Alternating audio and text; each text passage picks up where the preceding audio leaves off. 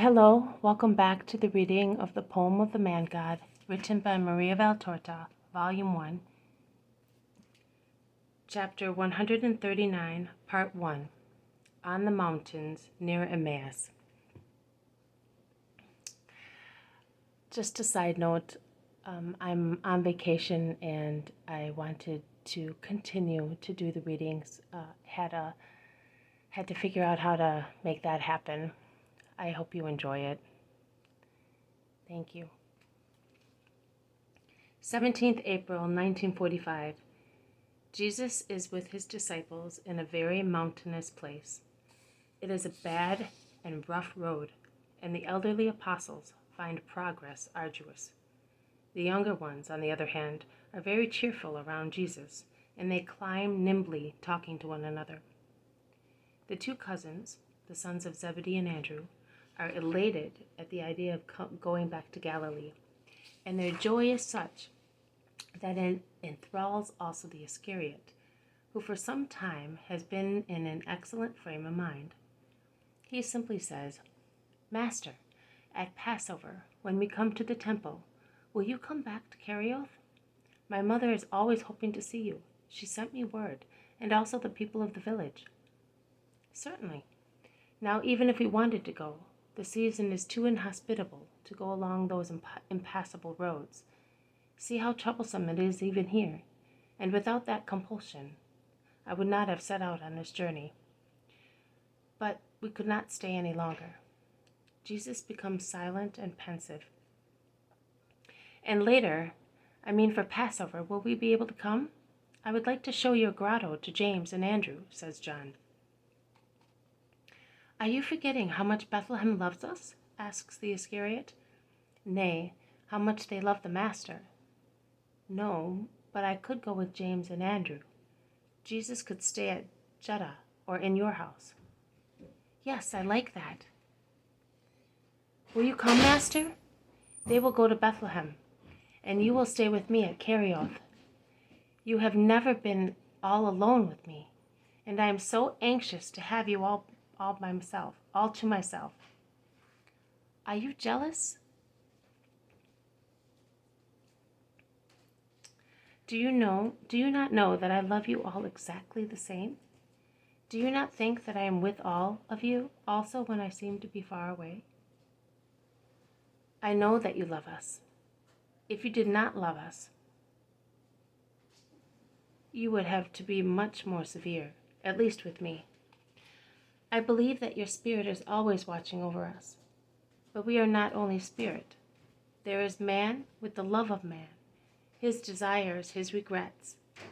Jesus, I know that I am not the one who makes you most happy, but I believe that you know how eager I am to please you, and how I regret all the hours that I lose you through my misery. No, Judas, I do not lose you. I am closer to you than to the others just because I know who you are. What am I, Lord? My Lord, tell me. Help me to understand what I am. I do not understand myself. I seem to be a woman who is troubled by whims caused by her pregnancy. I desire both holy things and depraved things. Why? What am I? Jesus looks at him with an inscrutable expression. He is sad, but his sadness is mingled with pity, with so much pity. He looks like a doctor who observes the state of a patient and knows that he cannot recover his health, but he does not speak. "Tell me, Master, your opinion will be the least harsh for poor Judas. In any case, we are all brothers. It does not matter if they know of what I am made. On the contrary, if they hear your opinion of me, they will amend their own and will help me. Won't you?" The others are embarrassed and do not know what to say. They look at their companion. They look at Jesus. Jesus draws the Iscariot near himself to the place where his cousin James was before and says, "You are only confused. You have all the best elements, but they are not well settled, and the slightest breeze upsets them. A short while ago we passed through that gorge, and we were shown the damage caused by the water, the land, and the trees to the poor houses of the little village there. Water, land, and trees are useful and blessed things, are they not? And yet they became a curse there. Why? Because the water of the torrent did not have a fixed course, but also because of the indolence of man. It had dug various beds according to its whims. That was all right as long as there were no storms. The clear water that irrigated the mountain in so many tiny streams looked like a jeweler's work, like necklaces of diamonds or emeralds, according to whether they reflected the light or the shade of the forest. And man enjoyed them, because the murmuring streams were useful to his fields. Also the plants were beautiful. They had been planted by playful winds, with bizarre foliage and branches, and had left wide glades open to sunshine. Also the soft soil was beautiful. It had been deposited by who knows which remote floods between the undulations of the mountains, and was so fertile for cultivations.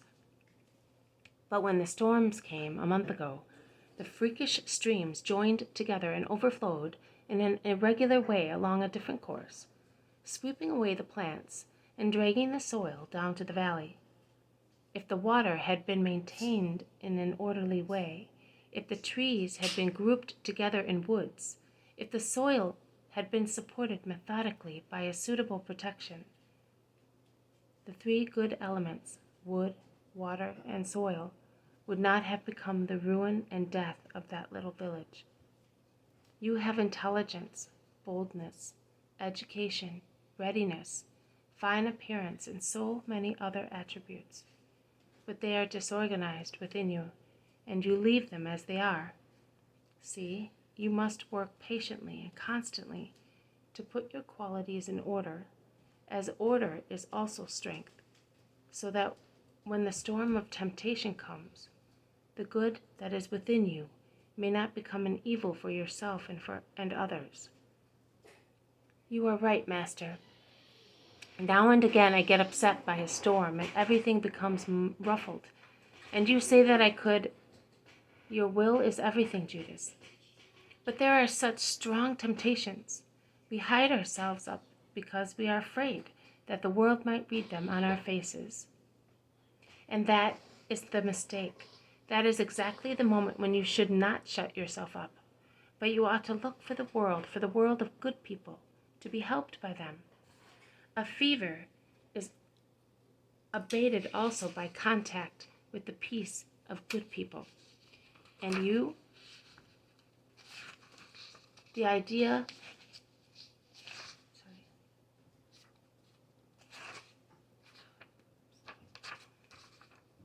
and you